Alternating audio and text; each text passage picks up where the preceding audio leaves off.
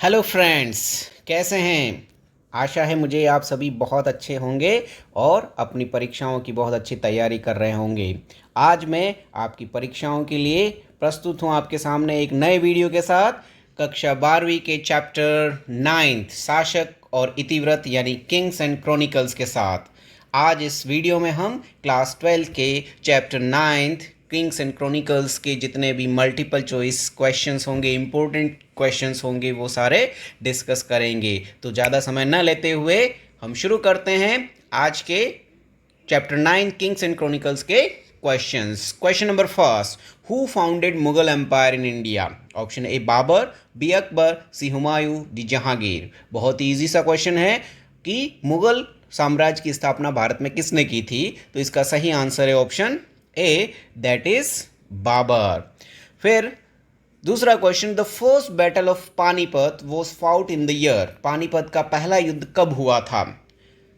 ए 1525, B 1526, B C 1527 और D 1528। तो पानीपत का पहला युद्ध जो है बाबर और इब्राहिम लोदी के बीच 1526 में हुआ था, 1526 में। तो इस प्रश्न का सही आंसर होगा ऑप्शन बी। इसके बाद चलते हैं नेक्स्ट क्वेश्चन की ओर। Who defeated Humayun and drove him into exile? किसने हुमायूं को हराकर भारत से बाहर निकाल दिया था? ए राणा सांगा, बी महाराणा प्रताप, सी शेर शाह सूर और डी मोहम्मद शाह। तो हुमायूं को बाहर निकालने वाला बिहार का शासक था जिसका नाम था शेर शाह सूरी या शेर शाह सूर। तो इस क्वेश्चन का सही आंसर है ऑप्शन सी, शेर शाह सूर। फिर उसके बाद चलते हैं next question number 4, who made Persian as the official language of the Mughal court? किस मुगल राजा ने पर्शियन यानी जो है ईरानी भाषा या फारसी भाषा को मुगल दरबार की भाषा बनाया था, राज की भाषा बनाया था? Option A Babur, B Akbar, C Humayun और डी जहांगीर। तो पर्शियन या फारसी भाषा जो है अकबर के समय मुगल कोड की ऑफिशियल लैंग्वेज बनी थी। तो इस प्रश्न का सही आंसर है option B, that is Akbar. Now move on to the next question, the Persian translation of Mahabharata was named as? Mahabharata का जो फारसी भाषा में अनुवाद किया गया था उसका क्या नाम था? यानी महाभारत का जो ट्रांसलेशन हुआ था उसके बाद जो नई बुक फारसी भाषा में लिखी गई उसका क्या नाम था? ए कलीला दमीना, बी रज्मनामा, सी कलह ए हिंद या डी किताबुल हिंद। तो इस महाभारत का फारसी भाषा में अनुवाद जो है अब्दुल कादिर बदायूनी ने किया था और उसके द्वारा जो नया नाम दिया गया था वो था ऑप्शन बी, दैट इज रज्म नामा। तो इस प्रश्न का सही आंसर है ऑप्शन बी, रज्म नामा। इसके बाद चलते हैं नेक्स्ट क्वेश्चन की ओर। क्वेश्चन नंबर 6,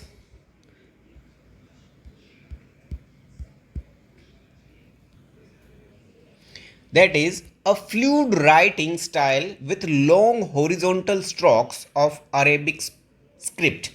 अरबी लिपि में लिखी जाने वाली जिसमें लंबे लंबे हॉरिजॉन्टल स्ट्रोक्स होते हैं और ये फ्लूड यानी बिल्कुल आसानी से कर्सिव राइटिंग में जिसको लिखा जाता है उसे क्या कहा जाता है? ए अलीफ, बी खलीफ, सी कोल और डी नस्तलिक। तो जितने भी पर्शियन जो क्रॉनिकल्स है मुगल कोर्ट में लिखे गए थे उनमें सारे जो राइटर्स थे उनकी या कैलीग्राफर्स थे उनकी फेवरेट जो स्क्रिप्ट थी वो थी नस्तलिक। तो इस क्वेश्चन का सही आंसर है ऑप्शन डी, नस्तलिक। और इसका जो है एक पिक्चर भी बुक में दे रखा है, वो भी बहुत इंपॉर्टेंट है। पिक्चर बेस्ड क्वेश्चन में नस्तलिक स्क्रिप्ट भी आपको पूछी जा सकती है। तो option D, Nastaliq is the correct answer. Now we move on to the next question, question number 7, which two artist accompany Humayun to Mughal court from Iran? इनमें से कौन से दो पेंटर्स या कलाकार जो है हुमायूं के साथ ईरान से मुगल दरबार में आए थे? Option A Baswan and Todarmal, B Mir Syed Ali and Abu Samad, C Abdul Razzaq and Ali Khan और डी किशन दास एंड बिरबल। तो हुमायूं के साथ ईरान से आने वाले दो आर्टिस्ट जो थे वो थे option B, Mir Syed Ali and Abdul Samad. ठीक है, तो इस क्वेश्चन का आंसर है ऑप्शन बी। फिर चलते हैं question number 8, choose the correct statement. इनमें से सही वाक्य को जो है चयन करना है, सही वाक्य बताना है। Option A, Mughal were from Europe, तो मुगल यूरोप से नहीं थे, सेंट्रल एशिया से थे, इसलिए ये गलत होगा। Option B, Nadir Shah was ancestor of Mughals, तो नादिर शाह जो है वो मुगलों से संबंधित नहीं था, इसलिए ये भी गलत है। Option C, Mughals were descendant of Turkish ruler Timur, Mughal जो थे वो तुर्की या तुर्की के राजा तिमूर के डिसेंडेंट्स थे, तो ये सही आंसर है, ये एक तरह से सही को वर्ड है, सेंटेंस है।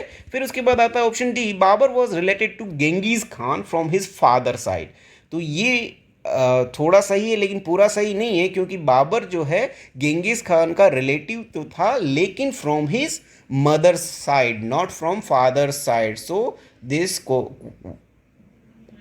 question or this sentence is also wrong.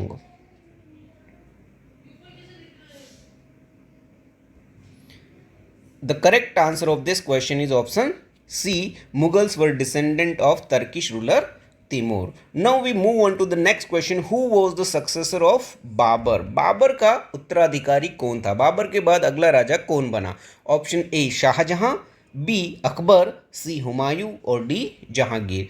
तो जो हुमायूं था वो बाबर का पुत्र था और बाबर के बाद ही जो है अगला मुगल अधिकारी या राजा बना था। तो correct answer of this question is option C, Humayun.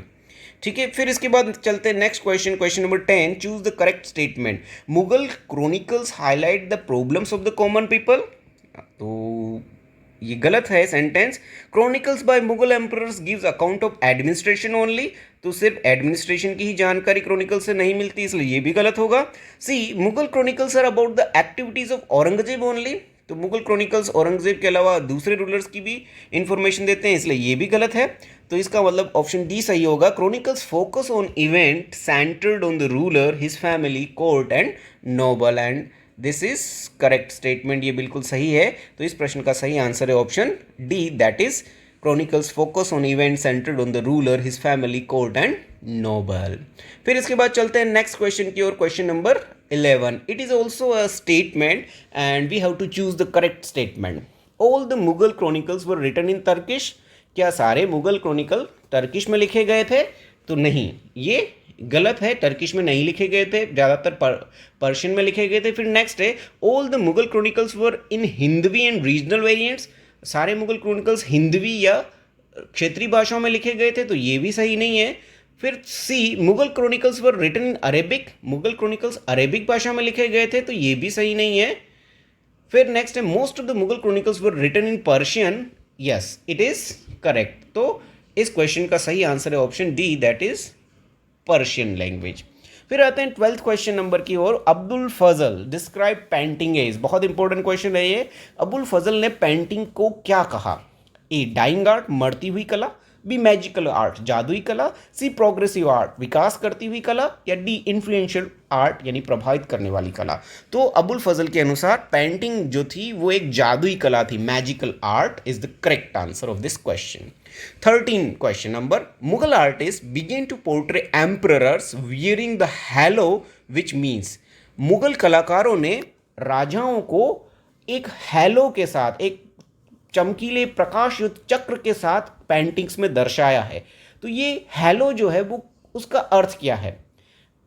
It shows supremacy of king, ये राजाओं के सुप्रीमेसी को दिखाता है। B, beautifying the portraits, portrait को सुंदर बनाने के लिए हैलो बनाया गया था। सी, शोइंग डिवाइन लाइट, ये डिवाइन लाइट को शो करने वाला था। या D, first king of the dynasty, ये राजाओं को पहला जो राजा था उसके बारे में बता, इस वंश के पहले राजा को बताने के लिए ये हैलो बनाया गया था। तो हैलो जो था वो एक ऐसी लाइट थी जो डिवाइन लाइट को शो करता है। तो इस क्वेश्चन का सही आंसर है option number C, that is divine light. Halo is the divine light, बहुत इंपॉर्टेंट क्वेश्चन है ये, क्वेश्चन नंबर 13। फिर आते हैं question number 14, who translated Akbarnama in English first, Akbarnama का अंग्रेजी में सबसे पहले अनुवाद किसने किया था? A, Francis Buchanan, B, Gerard Trotsky, C, Hu Ming Chau और डी, हेनरी बेवरिज। तो अकबरनामा का इंग्लिश में ट्रांसलेशन करने वाला सबसे पहला व्यक्ति जो था वो था हेनरी बेवरेज। तो correct answer of this question is option D, Henry beverage. फिर आते हैं हम next question, the ideal of Sulah A cool was. Sulah A cool का विचार या आदर्श क्या था? सुलह ए कूल की नीति किस आदर्श पर आधारित थी? ए लाइट एमिनेटिंग फ्रॉम गॉड, भगवान से निकलते हुए प्रकाश को। बी एब्सोल्यूट पीस यानी पूर्ण शांति को। सी रिलीजन स्टार्टेड बाय अकबर, ये एक धर्म था जो अकबर ने स्टार्ट किया था। या D absolute power of the king, राजा की पूरी ताकत को जो है सुलह ए कूल कहा जाता था। तो अकबर द्वारा ये सुलह ए कूल की नीति स्टार्ट की गई थी और इसका मतलब होता है सर्वत्र शांति, पूर्ण शांति, एब्सोल्यूट पीस। तो correct answer of this question is option B, that is absolute peace. फिर आते हैं हम next question, question number 16, the idea of receiving light emanating from God was inspired by which Iranian Sufi Saint.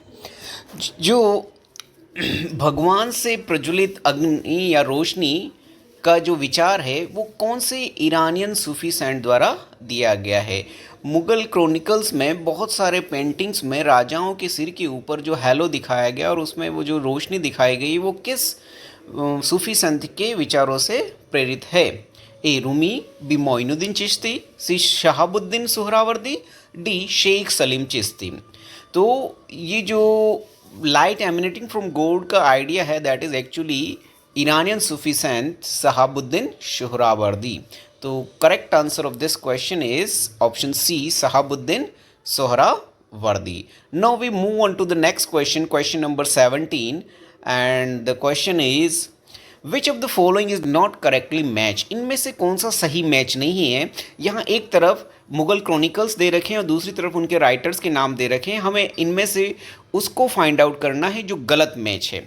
तो हम one by one देखते हैं। हुमायूंनामा गुलबदन बेगम, जहांगीरनामा अब्दुल रहीम, अकबरनामा अबुल फजल और शाहजहांनामा अब्दुल हमीद लाहौरी। तो इन चारों में से जो सही हैं वो हुमायूंनामा गुलबदन बेगम ने लिखा है, बिल्कुल सही है। अकबरनामा अबुल फजल ने लिखा, ये भी सही है। शाहजहांनामा अब्दुल हमीद लाहौरी ने लिखा, ये भी सही है। लेकिन जहांगीरनामा का लेखक अब्दुल रहीम न होकर खुद जहांगीर था। ठीक है, तो इस प्रश्न का जो ऑप्शन सही होगा, जो गलत मैच है वो है ऑप्शन बी या 2। ठीक है, 2 यहाँ का मैच गलत है, तो इसका सही आंसर है ऑप्शन डी। फिर आते हैं question number 18, Abul Fazl define sovereignty is. Abul Fazl ने सॉवरेनिटी को किस तरह से परिभाषित किया है? अबुल फजल के अनुसार सॉवरेनिटी क्या है? A divine art, B social contract, C exploitation, D moral duty. Sovereignty एक पवित्र कला है, एक सामाजिक समझौता है, शोषण है या फिर एक नैतिक कर्तव्य है? तो अबुल फजल के अनुसार it is a social contract. तो option B is the correct answer of this sovereignty. और बहुत इंपॉर्टेंट क्वेश्चन है क्वेश्चन नंबर 18, तो आप सभी को इसको याद करना है। Sovereignty means social contract. Now we move on to the next question, question number 19, which of the following is not correct according to social contract? The emperor protects which 4 essence of his subjects. तो नीचे दिए गए में से कौन सा सही नहीं है उस सामाजिक समझौते के अनुसार जिसके अंतर्गत राजा या जो रूलर होता है, शासक होता है, उसे अपनी जनता की जिन चीज़ों को प्रोटेक्ट करना होता है या रक्षा करनी होती है। जनता की कौन सी चीज़ों को राजा वो प्रोटेक्ट करता है, उनमें से कौन सा इसमें गलत ऑप्शन है? ए लाइफ यानी जान, बी प्रॉपर्टी यानी माल, सी ऑनर यानी नामूस, या डी लाइट मीन्स रोशन या रोशनी। ठीक है, तो सोशल कॉन्ट्रैक्ट के अकॉर्डिंग जो राजा को जनता की इन 4 चीज़ों को प्रोटेक्ट करना होता है, उसमें लाइफ है, प्रॉपर्टी है, ऑनर है और चौथा है फेथ यानी दीन। तो यहाँ चौथा ऑप्शन लाइट दे रखा है जो कि सही नहीं है इनमें। तो ये इस क्वेश्चन का सही आंसर होगा, दैट इज लाइट। और चौथा ऑप्शन अगर आपको याद रखना है that is faith means Deen, faith या दीन। फिर हम चलते हैं क्वेश्चन नंबर 20 की ओर। Which was the most favourite symbols used by artist to represent the idea of justice in the paintings of Mughal chronicles. बहुत अच्छा इंपॉर्टेंट क्वेश्चन है।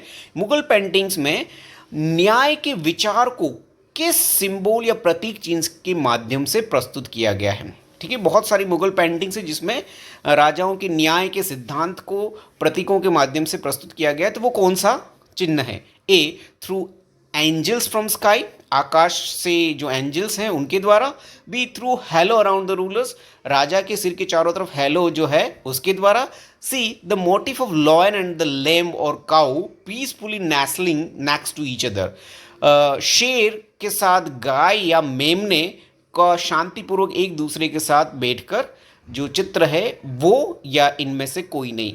तो मुगल पेंटिंग्स में ज़्यादातर में राजा के साथ उनकी न्याय के दृष्टिकोण को दिखाने के लिए शेर के साथ गाय या बकरी के चित्र को प्रस्तुत किया गया है। तो इस क्वेश्चन का सही आंसर है option C, that is the motive of lion and the lamb और cow peacefully nestling next to each other. इसके बाद हम चलते हैं नेक्स्ट क्वेश्चन की ओर, 21 नंबर। Buland Darwaza was meant to remind which event, Buland दरवाजे का निर्माण जो है किस यादगार घटना की याद में किया गया। A Akbar became the ruler, Akbar जब राजा बना था उसकी याद में। B Akbar's victory over Kandahar, Akbar की कंधार पर जीत के उपलक्ष्य में। C Akbar's victory over Gujarat, Akbar की गुजरात विजय के उपलक्ष्य में। या on birth of Akbar son Salim, या फिर अकबर के बेटे सलीम के जन्म के याद के रूप में। तो बुलंद दरवाज़ा जो है बहुत इंपॉर्टेंट क्वेश्चन है। It was built in the memory of Akbar's victory over Gujarat, Akbar की गुजरात के ऊपर विक्ट्री को याद के रूप में इसका निर्माण कराया गया था। तो इस क्वेश्चन का आंसर है ऑप्शन सी। ठीक है, इसके बाद हम चलते हैं क्वेश्चन नंबर 22। ये भी बहुत इंपॉर्टेंट क्वेश्चन है, पिक्चर बेस्ड क्वेश्चन आते रहते हैं। तो उसमें से एक पिक्चर यहाँ दिया गया है, आइडेंटिफाई द पिक्चर, और ये हम देख सकते हैं एक टाइप का गेट की तरह दिख रहा है। ये क्या है? A Agra fort, B tomb of Sheikh Salim Chishti, C Buland Darwaza और डी जामा मस्जिद। तो ये हमें एक गेट की तरह दिख रहा है, फतेहपुर सीकरी का बुलंद दरवाज़ा है। तो इसका भी सही आंसर है ऑप्शन सी, बुलंद दरवाज़ा। इसके बाद हम चलते हैं क्वेश्चन नंबर 23 की ओर। 23 क्वेश्चन है, विच was the highest form of submission in Mughal court, मुगलों के कोर्ट में सबसे बड़ा जो रिवाज या परंपरा थी सबमिशन की, यानी अपने समर्पण की, वो कौन सी थी?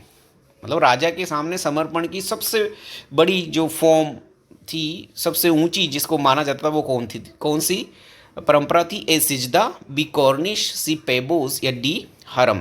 तो यहाँ पर मुगल कोड की 3 परंपराओं को दिखाया गया है, जिसमें कॉर्निश, पेबोस और सिजदा ये तीनों मुगल दरबार से संबंधित परंपराओं के बारे में, और हरम जो है उनके रनिवास को या रानियां जहाँ रहती थी उस क्षेत्र को कहा जाता था। तो यहाँ पर सिजदा जो है वो सबसे इम्पोर्टेंट या हाईएस्ट फॉर्म ऑफ सबमिशन माना जाता था, जिसमें जिसको हम दंडवत प्रणाम कह सकते हैं, जिसमें लेट करके राजा को प्रणाम किया जाता था। तो it was considered as the highest form of submission in Mughal court. फिर चलते हैं नेक्स्ट क्वेश्चन की ओर। It was a form of ceremonial salutation in which the courtier place the palm of his right hand against his forehead and bent his head, what was it? ये एक परंपरा थी, एक तरीका था जिसके द्वारा राजा को सैल्यूट किया जाता था, जिसके अंतर्गत जो दरबारी होता था वह अपनी हथेली, राइट हैंड की हथेली को अपने फोरहेड ललाट पर लगाता था और फिर अपने सिर को झुकाता था। ये कौन सी परंपरा थी? ए सिजदा, बी कॉर्निश, सी पेबोस और डी हरम। तो यहाँ पर हम सिजदा पहले ही पढ़ चुके हैं कि सिजदा जो है वो दंडवत प्रणाम को कहा जाता था, तो ये सही नहीं है। बी कॉर्निश इसका सही आंसर है, जिसके अंतर्गत क्या है कि सिर झुकाकर अपने राइट हैंड की हथेली को सिर पर जो है 4 बार लगाया जाता था या 2-4 बार लगाया जाता था, तो दैट वाज कॉर्निश। पेबोस जो है राजा के पैरों को छूना जो है पेबोस कहा जाता था, और हरम जो है मुगल रनिवास को कहा जाता था। तो सही आंसर है बी। फिर चलते हैं question number 25। Which ruler replace sijda and kornish with chahar taslim and जमी बोस? कौन से मुगल राजा ने सिजदा और कॉर्निश की जगह 2 नई परंपराओं को स्टार्ट किया था, चहार तस्लीम और जमी बोस, kissing the ground? Shahjahan, Akbar, Humayun और जहांगीर। तो मुगल दरबार में ये जो सैल्यूटेशन की परंपराओं में विशेष रूप से परिवर्तन करने का क्रेडिट जो है वो शाहजहां को जाता है। तो शाहजहां ने ही ये 2 नई परंपराएं सिजदा और कॉर्निश की जगह पर चहार तस्लीम एंड जमी बोस को शुरू किया था। तो correct answer of this question is option A, Shahjahan. फिर चलते हैं नेक्स्ट क्वेश्चन, क्वेश्चन नंबर 26 की ओर। With the objective of broadening the acceptance of the imperial authority as part of popular faith, which tradition was started by Akbar. बहुत important question है कि अकबर ने लोगों के बीच में शाही परिवार के अधिकार को ज़्यादा प्रसिद्ध करने के लिए किस नई परंपरा को प्रारंभ किया था? ए सिजदा, बी कोर्निश, सी जरोखा दर्शन और डी सेलिब्रेटिंग नौरोज। तो सिजदा और कोर्निश तो बहुत शुरू से ही चली आ रही परंपराएं थी। अकबर द्वारा प्रारंभ की गई नई परंपरा जो थी वो थी जरोखा दर्शन, जिसके थ्रू उसने लोगों के अंदर राजा के शाही अधिकार को, कि राजा जो है डिवाइन है और वो ईश्वर के बराबर है, इस तरह की अथॉरिटी को व्यक्त करने के लिए जरोखा दर्शन उसके द्वारा शुरू किया गया था। तो correct answer of this question is option C, that is jharokha darshan, जहां वो विंडो में, खिड़की में खड़ा रहकर सुबह सुबह पब्लिक को दर्शन देता था। Next question 27, which Hindu festival was also celebrated in Mughal court. Mughal court में कौन से हिंदू त्योहार को भी मनाया जाता था, मुगल दरबार में मनाया जाता था? ए दीपावली, बी रक्षाबंधन, सी होली और डी दशहरा। तो मुगल कोर्ट में अकबर द्वारा कुछ त्योहारों को मनाने की परंपरा, गैर मुस्लिम त्योहारों को मनाने की परंपरा शुरू हुई थी, जिसमें एक जो है पारसी त्योहार था, पर्शियन फेस्टिवल था, दैट इज़ नौरोज़, और दूसरा था हिंदू फेस्टिवल होली। तो मुगल कोर्ट में ये होली का फेस्टिवल सेलिब्रेट किया जाता था। Correct answer of this question is option C, Holi. फिर चलते हैं question number 28, the robe of honour, a garment once worn by the emperor and imbued with his benedictions awarded to people is called.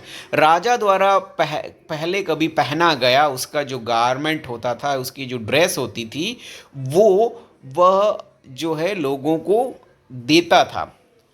तो राजा द्वारा पहनी गई उस परम वेशभूषा या उस वेश को क्या कहा जाता था? ए खिल्लत, बी पटका, सी पेशकश और डी आगाज। तो ये जो रोब ऑफ ऑनर और अ गारमेंट जो होता था, जो राजा द्वारा कभी पहना जाता था और वो लोगों को दिया जाता था, तो उसे कहा जाता था खिल्लत। तो correct answer of this question is option A, khilat. फिर चलते हैं next question, question number 29, it is a gift of garment from head to foot consisted with a tunic, turban and a sash। ये एक तरह की वेशभूषा या कपड़ा था जो सिर से पांव तक पहने जाने वाला था, जिसमें ट्यूनिक भी होता था, पगड़ी भी होती थी और शेष भी होता था। और ये जो है राजा द्वारा गिफ्ट दिया जाता था। तो उस गिफ्ट को, जिसमें राजा की पूरी ड्रेस, उसकी पगड़ी और शेष यानी पटका भी रहता था, तो उसे क्या कहा जाता था? ए खिल्लत, बी पटका, सी पेशकश या डी सिरोपा। तो राजा के सिर से लेकर पैर तक का ये जो वेशभूषा या ड्रेस रहती थी, उसे सिरोपा कहा जाता था। तो correct answer of this question is option D, siropa. ठीक है, पहले का जो सिर्फ ड्रेस रहती थी उसे कहा जाता था खिल्लत, और सिर से पैर तक जो दिया जाता था वो कहा जाता था सिरोपा। फिर the wives of Mughal who were not noble by birth were known as. मुगलों की वे पत्नियां जो नोबल या अमीर परिवार से संबंधित नहीं रहती थी, शाही परिवार से संबंधित नहीं रहती थी, रिच फैमिली से बिलोंग नहीं करती थी, उन्हें क्या कहा जाता था? ए बेगम, बी आगाज, सी पेशकश और डी अगाचास। तो मुगलों में 2-3 तरह की पत्नियां रहती थी, जिसमें शाही या नोबल बर्थ की होती थी उन्हें बेगम कहा जाता था, और जो नोबल बर्थ की नहीं होती थी उन्हें आगाज कहा जाता था। तो correct answer of this question is option B, आगाज। Then we move on to the next question 31, who designed the bazaar of Chandni Chowk in Shahjahanabad. बहुत इंपॉर्टेंट क्वेश्चन है ये, जो एग्जाम में पूछा जा सकता है कि शाहजहानाबाद का जो फेमस मार्केट है, दैट इज चांदनी चौक, जो आज भी प्रसिद्ध है, उसका डिज़ाइन किसने तैयार किया था? ए नूरजहां, बी रोशन आरा, सी गुलबदन बेगम और डी जहां आरा। तो शाहजहानाबाद की डिज़ाइन में बहुत सारे जो हेल्प है वो शाहजहां की बेटी जहां आरा द्वारा की गई थी, और उसने ही चांदनी चौक को भी डिज़ाइन किया था। तो correct answer of this question is option D, that is जहां आरा। फिर हम चलते हैं next question, question number 32, which of the following is not correctly match. निम्न में से, नीचे दिए गए ऑप्शन में से कौन सा सही मैच नहीं है? यहाँ कुछ मिनिस्टर्स हैं और उनकी पोस्ट दे रखी है, तो कौन सा सही मैच नहीं है? और ये भी बहुत इंपॉर्टेंट क्वेश्चन है, जनरली पूछे जाते हैं मुगल मिनिस्टर्स और उनकी पोस्ट और उनके डिपार्टमेंट्स के नाम। तो पहला है इसमें ए मीर बख्शी, और उसका सामने लिखा है पे मास्टर जनरल इंपीरियल ऑर्डर्स का जो मिनिस्टर है उसे मीर बख्शी कहा जाता था। दूसरा दीवान आला फाइनेंस मिनिस्टर। तीसरा सदर उस सदूर minister of grant and in charge of quarries. And D कानून गो सेंट्रल रेवेन्यू मिनिस्टर। तो इसमें मीर बख्शी जो वास्तव में पे मास्टर और जनरल इंपीरियल ऑर्डर्स का मिनिस्टर होता था, दीवान आला फाइनेंस मिनिस्टर को ही कहा जाता था, और सदर उस सदूर जो है minister of grant and in charge of queries रहता था। तो वो भी क्वारीज नहीं, काजीज है, ठीक है। तो काजी का मिनिस्टर जो होता था दैट इज सदर उस सदूर, न्याय का मिनिस्टर होता था। और ये तीनों सही है, लेकिन कानून गो जो था वो सेंट्रल रेवेन्यू मिनिस्टर नहीं था। ये परगना में रेवेन्यू कलेक्ट करने वाला परगने का एक ऑफिसर था। परगना मीन्स डिस्ट्रिक्ट लेवल जिसको हम कह सकते हैं, तो उसका ये ऑफिसर था। इसलिए इसका करेक्ट आंसर ये जो है वो सही नहीं है। Correct answer of this is which of the following is not correctly match, that is option D. तो यहाँ मतलब D is not correctly match, तो option C is the correct answer of this question, ठीक है। तो इसी के साथ ये chapter number 9th kings and chronicles की इम्पोर्टेंट क्वेश्चंस की पहली कड़ी के रूप में आपके सामने 32 क्वेश्चन पेश किए गए थे, और वो बहुत इंपॉर्टेंट क्वेश्चन है जो आपके एग्जाम्स में बहुत महत्वपूर्ण रहेंगे। आप इनको याद कीजिए, लर्न कीजिए। साथ ही साथ मेरे द्वारा बनाए गए इस वीडियो को लाइक, शेयर और सब्सक्राइब जरूर कीजिए। Thank you for watching. Keep like, keep sharing and keep subscribing my video. फिर मिलेंगे नेक्स्ट वीडियो में अगले चैप्टर